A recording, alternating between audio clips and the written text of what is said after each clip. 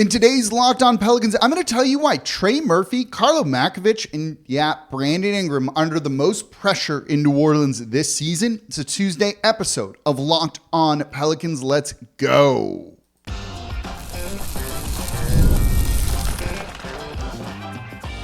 You are Locked On Pelicans, your daily New Orleans Pelicans podcast, part of the Locked On Podcast Network, your team every day.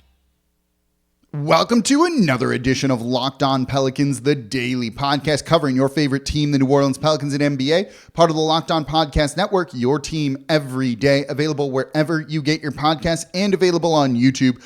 I'm your host, Pelicans Insider, credential member of the media, Jake Madison, at NOLA Jake on Twitter, here with you on this Tuesday, and we are looking at players, just players, that are under pressure. I am not going to sing for you. You would all turn off the show. We're going to look at Trey Murphy, Karlo Matkovic, and kind of Yves Missi in there too.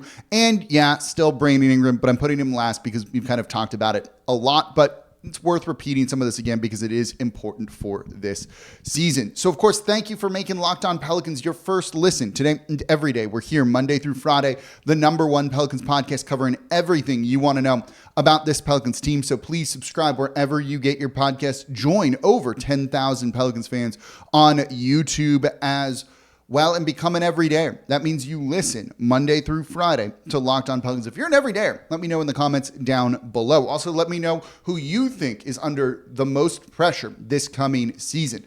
Today's episode is sponsored by Gametime. Download the Gametime app, create an account, and use code LOCKEDONNBA for $20 off your first purchase. So let's get into it here. Of the people that I picked that are under the most pressure. So of note, I'm not picking Willie Green or David Griffin or any non-player. We're going to look at just players in this, but Willie Green, for the everydayers, you heard me talk about how he could be fired before the end of the season, by January, I think. You know, it is very real that James Borrego is kind of there lurking a little bit. We've talked about this on the show a couple of times. Give that a listen if you haven't already, if you kind of want to understand why. So let's look at players. Zion, by the way, we know is just be healthy and you're fine. I don't think there's actually a ton of pressure on him this season. So I want to start with Trey Murphy III. This might surprise you a little bit as the guy that I see under a ton of pressure this year, but there's a number of reasons with it. And the first is expectations. Media, others, national media too, have put pretty large expectations on Trey Murphy this season. You could say that's fair or unfair, but the expectations are there for a very big year, especially when you consider he will get an extension from this team in the near future before the season starts.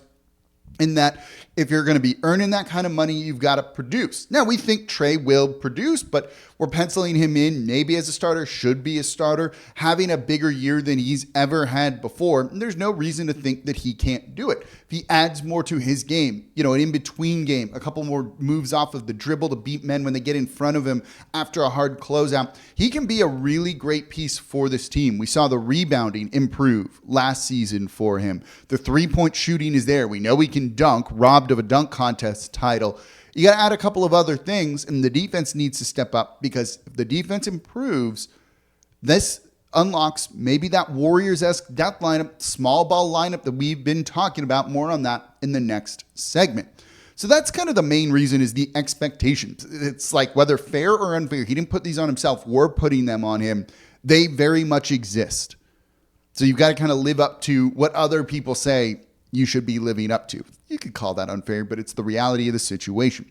Secondly, look, he's an impactful player. There's just no getting around it. When you look at the data, lineup data from last season, he's in almost all of the Pelicans' best lineups that played significant minutes, that had a good net rating.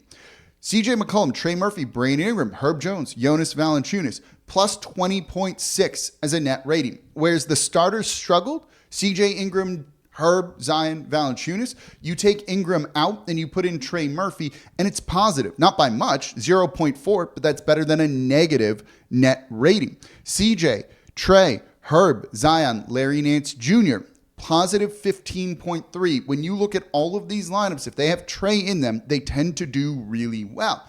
And when you look at the players on-off court stats. So like, were this team better when you were on the court or off the court? Those sorts of things.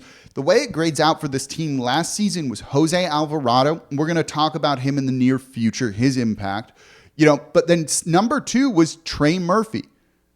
Number 2 was Trey Murphy, more so than Zion Williamson, Brandon Ingram, CJ McCollum, anyone else you would think. Jose, then Trey. He's an impactful player. And to hammer this point home even more and to get to a larger point that I want to make, when you look at two-man combinations, so Zion plus someone else, I just looked at Zion's. Who was he best with in terms of net rating when it was one other player, just him and one other player when those guys shared the court? And that kind of takes into account anyone else that they might be playing along. So you look at two-man combinations with Zion Williamson, so Zion and one other player. The two-man lineup of Zion and Trey was Zion's best net rating with somebody else. When Zion was on the court with Trey, that's kind of, you're finding the best lineup around Zion. This makes sense. And when you put a shooter like that around Zion Williamson, good things tend to happen. Pick and rolls with Zion and Trey can be pretty deadly. Pick and pops, whatever it might be. That is an offensive threat that's going to put pressure on the defense. Trey Murphy is on the scouting report for his three-point shooting. Teams know what he's going to do, and they're terrified of it. It opens things up for Zion. It has the shooting out there, and it's one of the reasons, and more on this in the next segment, of why I'm concerned about the starting lineup. Do you have enough shooting out there with Zion Williamson if Trey's not out there, if CJ isn't out there? And the answer to that feels like a no. And this maybe gets to the larger point that I want to make here of the team needs to consider linking Trey's minutes as much as possible alongside Zion Williamson. Now, if they're not starting Trey and Zion starting, you're not going to be able to do that every time. But Trey and Zion need to be on the court as much as possible together. And if you're making subs, Trey maybe needs to be the first guy in off the bench to put next to Zion Williamson. That shooting is that important. And Trey is a deep shooter with that height too. That's something that you just can't coach, you can't teach. So they need to consider like handcuffing them together in some capacity to make as much of a positive impact as possible. The team did not make the most of Zion Williamson's minutes, of the starters' minutes in general last season. They need to do more of that this year. This is something that here on Locked On Pelicans, we're going to be monitoring as the season goes on, because you're not going to win in the playoffs unless your starters are winning their minutes. Full stop. It's as simple as that. The Pelicans need to figure out a better way of doing it, and it truly might start with Zion and Trey Murphy. And then finally, of why there's a ton of pressure on Trey here, the whole Brandon Ingram situation. Now, this is a little bit unfair to Trey, but in theory, if Ingram's traded or they let him walk and don't get anything in return for him, and that probably wouldn't happen, he's Ingram's replacement. You know, if he has a big season and explodes, it makes you feel better about what to do with Brandon Ingram. If Trey has a breakout year, it just makes it easier to trade him for parts. We talked about that on the show. Would you trade him for less than what you think you can get just to kind of get him off his books, or get more movable, tradable salary that you can use to upgrade your team later down the line? Maybe in the center position if no one really develops in that area. You know, could you just let him walk? Could you just let Brandon Ingram at the end of the season walk away and just get the money off the books, knowing Trey's extension is there to essentially to replace it? And now you're not trying to figure out like cap gymnastics or trading away players and salary dumps and things like that. If Trey develops and becomes a quality starter, you know, I don't know if he's going to be an all-star level guy, but there's enough talent and potential to be a borderline one, I certainly think. If that happens, that's going to put this team in a much better position for the future. So those are all of the reasons why I think there's a lot of pressure on Trey Murphy this season. We're going to see if he lives up to it or not. So next guy that I want to look at here, Karlo Matkovic. This one's interesting. And this one, if he develops and lives up to what he could be, is a massive game changer for the New Orleans Pelicans. And I'll tell you why coming up here next in today's episode of Locked On Pelicans. Today's episode of Locked On Pelicans is brought to you by Gametime. This is my go-to ticketing app now because I love all of the features that they have. And Gametime has a new feature called Gametime Picks that makes getting tickets to your favorite live events even easier. Gametime Picks filters out the fluff to show you only incredible deals on great seats, so you don't have to waste time searching through thousands of tickets. You ever open up one of those maps and you start clicking around to see what's a good deal? Is that a good price?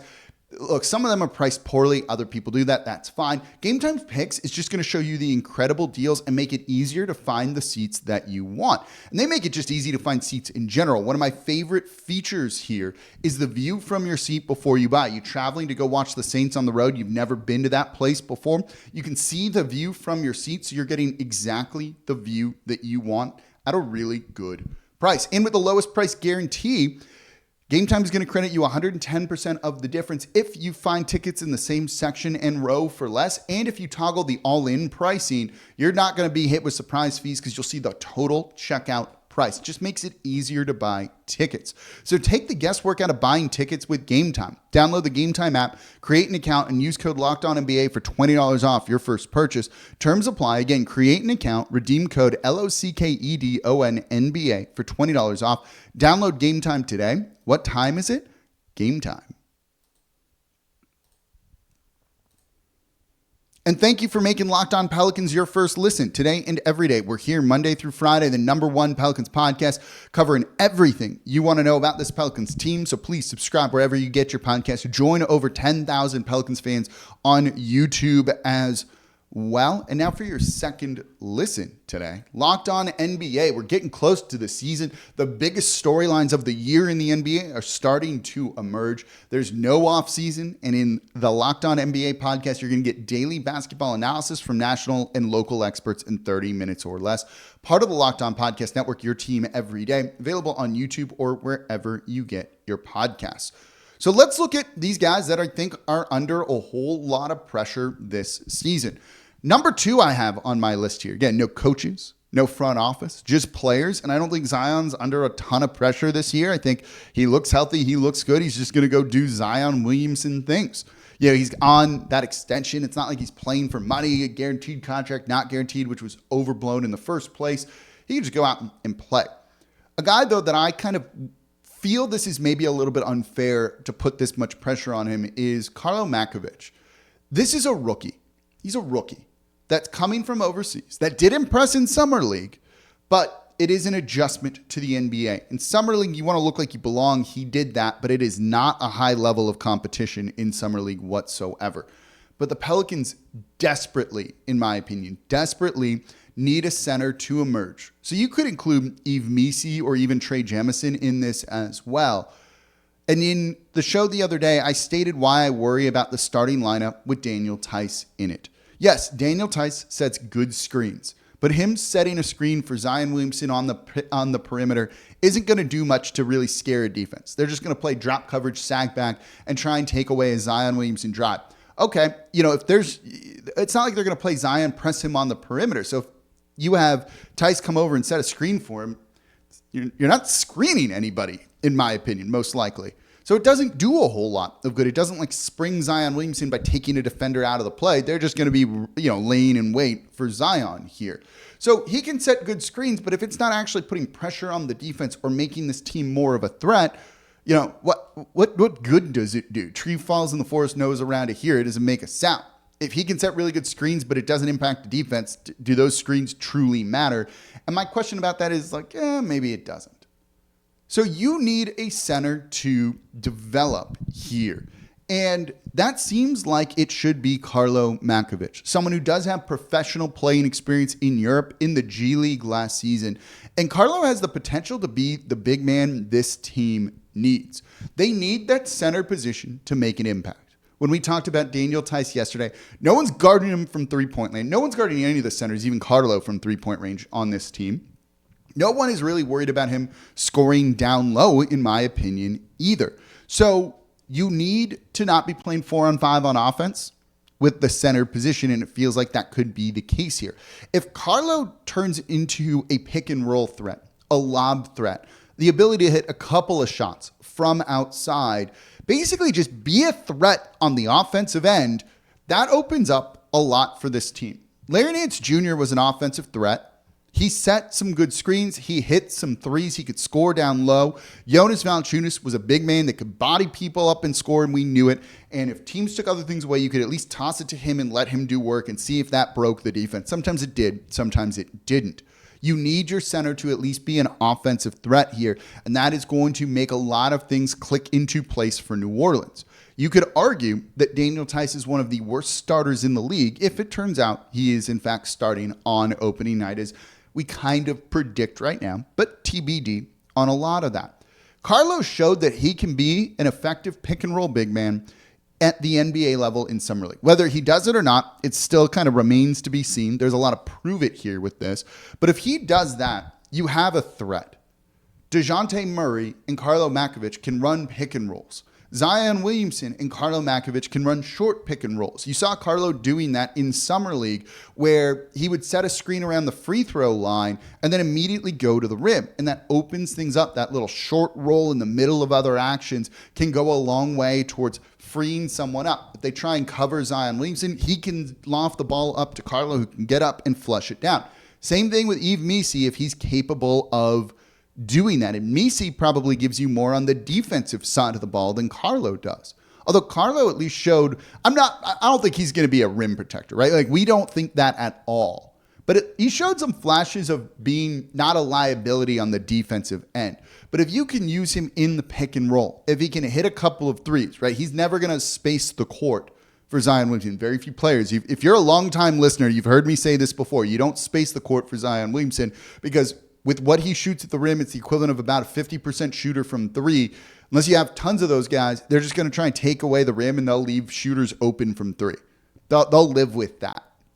You see that strategy employed pretty often at the NBA level. Pelicans did it before they traded for Lonzo Ball. They just let him take any three he wanted. He took 15 in that game. He hit 2 or 3 of them. Not a good number. And if he had hit 10 of them, you just go, okay, we had the right strategy. That guy just overperformed, and it is what it is here. So Karlo, you at least want to knock down some of those shots that he's going to be left open for, and he's going to be left open. And he's shown the ability to have that. He's shown the ability not to be like a high flyer, right? You're not looking at him as that guy that's like going to get up high, like a Jackson Hayes leaper. But can you get up and just get the ball above the rim when other defenders can't get it and throw it down? And Karlo has the potential to do that.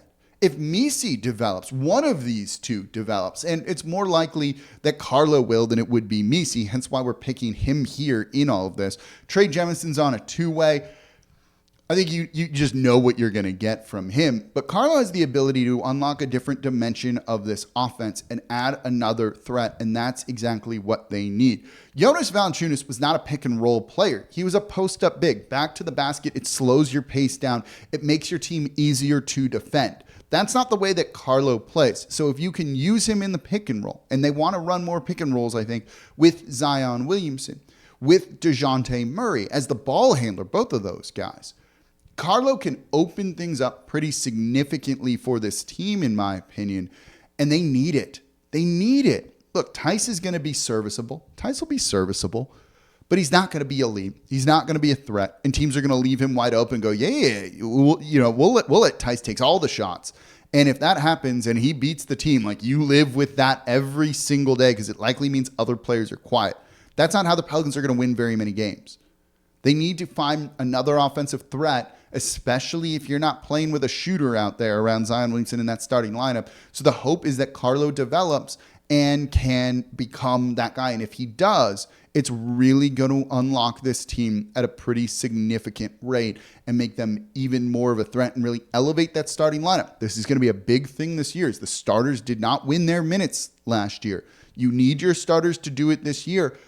Getting a guy like Karlo developing, playing in that offense, and being the big man this team needs, that's going to go a long way towards solidifying that starting lineup if they want to go with a traditional center, because it doesn't seem like they want to run Zion at the 5, Herb guarding centers, whatever it might be, and playing small ball the entirety of the time. So they need one of those guys to really get better. So coming up, man, with a lot of pressure on him for a variety of different reasons, Brandon Ingram. We'll talk about it coming up here next in today's episode of Locked On Pelicans.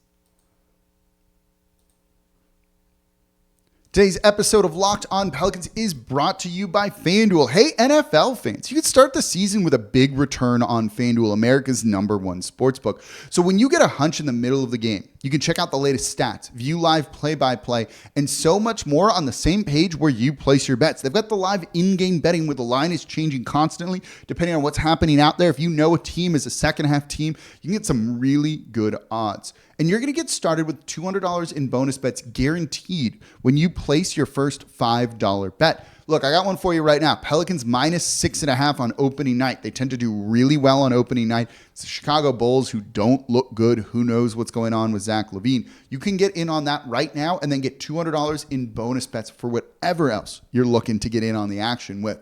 So visit FanDuel.com to get in on the action here. FanDuel, America's #1 sportsbook and the official sportsbook of Locked On. And thank you for making Locked On Pelicans your first listen today and every day. We're here Monday through Friday, the #1 Pelicans podcast, covering everything you want to know about this Pelicans team. So please subscribe wherever you get your podcast. Join over 10,000 Pelicans fans on YouTube as well. Become an everydayer. That means you listen Monday through Friday. You already know Willie Green's got a lot of pressure on him because we've talked about it if you're an everydayer. And by the way, if you're a new listener, welcome.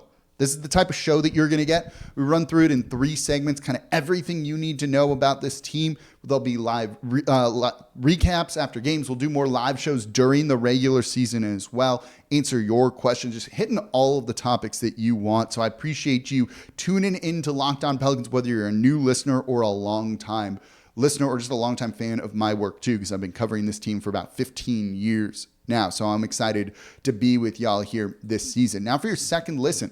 Locked On Saints, what happened on Sunday in that loss to the Eagles? Derek Carr bad again? Is this team overrated? Were they underrated? Where do they fit? Ross Jackson, host of the Locked On Saints podcast, is going to make sense of everything black and gold for you. Part of the Locked On Podcast Network, your team every day. Make them your second listen today. So let's keep going into players that have a lot of pressure on them.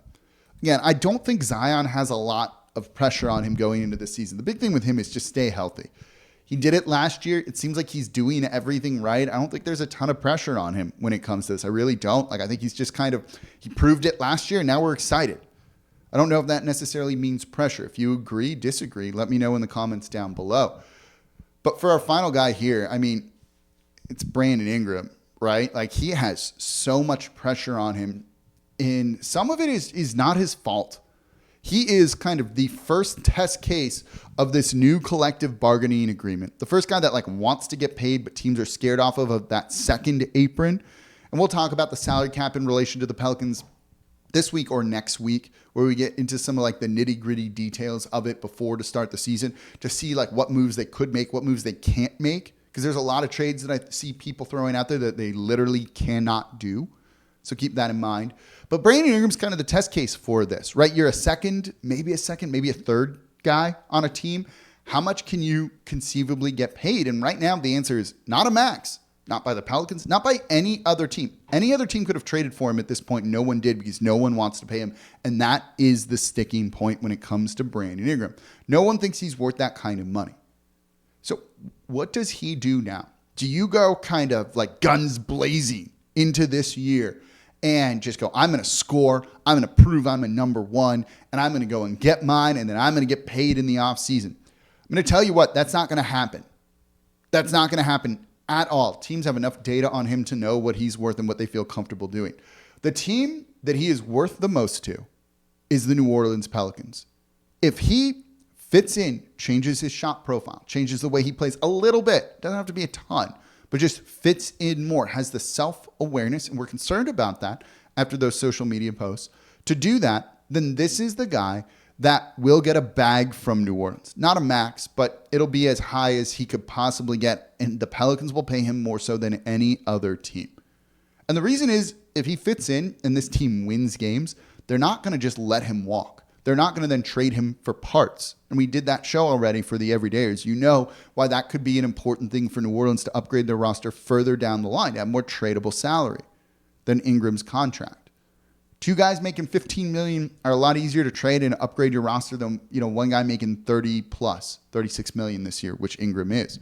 So you if you're Brandon Ingram, what do you want to do? This is a make or break year for him, in a sense.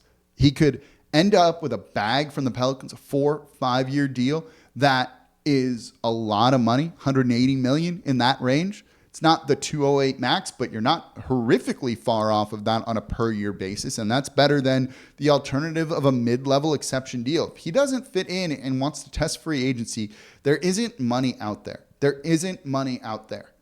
So he kind of needs to determine the type of player he is, and that's going to impact the rest of his career. And these guys have egos. It's not an easy thing to do. When someone comes to you, it's like, we want you to take a back seat when you've kind of been the number one. Right? We've all maybe experienced something like that, and it can be hard to swallow that pill.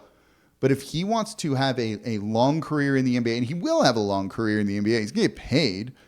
It just might not be nearly what he wants, and it might kind of be a bounce around thing for him for a couple of different teams till he kind of carves out the role that he really wants or is maybe willing to accept this. This is an unfortunate situation if you're him.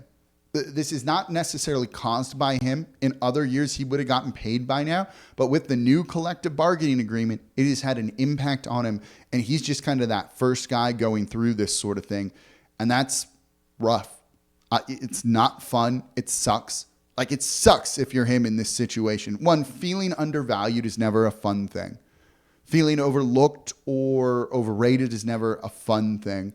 Not getting the money you want is, a main thing for a lot of people here. And now you're not even going to be the number one guy on the team. But if you go out and play exceptionally well and fit in and help this team win by shooting more threes, by whatever it takes, this team won't let him walk for nothing. They know they're not a free agent destination. Look, they don't have money to spend in free agency. It doesn't even matter if they were a free agent destination. They don't have the money to spend in free agency. They won't for a very, very, very long time, if ever again, truthfully. So if they can retain a good, talented player that's helping them win, that's bought in and doing that, they'll overpay for that guy because they have to, because he's more valuable here than anywhere else, especially if he goes out and plays the way that they need him to play. That's a lot of pressure. That's not always easy to do, to make those sacrifices for the good of the team. But there's so much writing for his career on this year that it puts him under different pressure than Trey Murphy or Karlo Matkovic, or even whatever pressure Zion Williamson is feeling here. And he's also got kind of Trey Murphy not breathing down his neck. They're very close and they're very good friends and they like each other a lot. But like when you know your replacement's kind of there, it's a little bit stressful too. And that puts even more pressure on him. Does that mean he wants to go out and score and be like, no, I'm a better shooter, I'm a better scorer than Trey? Maybe. How does that impact the team, his mindset going into the season, all of those things? We'll see how it plays out, and we'll get a little bit more clarity on where he and all these other guys are and how they're feeling going into the season at Media Day. That's on Monday. We'll be coming to you immediately after Media Day, breaking everything down that we heard and the biggest takeaways for that. So we got a lot more to cover here. This was players that I think there's a lot of pressure on. Let me know if you agree, disagree with any of these. Who are your who are your top three guys that have the most pressure on them? You can put Willie Green in the mix too. You can put David Griffin in the mix as well. We're going to look at Friday's show. I know is going to be kind of like the three big questions that we want to know going into Media Day. We'll lay those out for you. And then I'm still working on one or two fun topics for tomorrow, for Wednesday, Thursday as well. So more to come this week here on Locked On Pelicans. At Friday's show, you're definitely not going to want to miss. So as always, I'm your host, Jake Madison, at NOLA Jake on Twitter, and I'll be back with y'all tomorrow. This has been the Locked On Pelicans podcast, part of the Locked On Podcast Network, your team every day.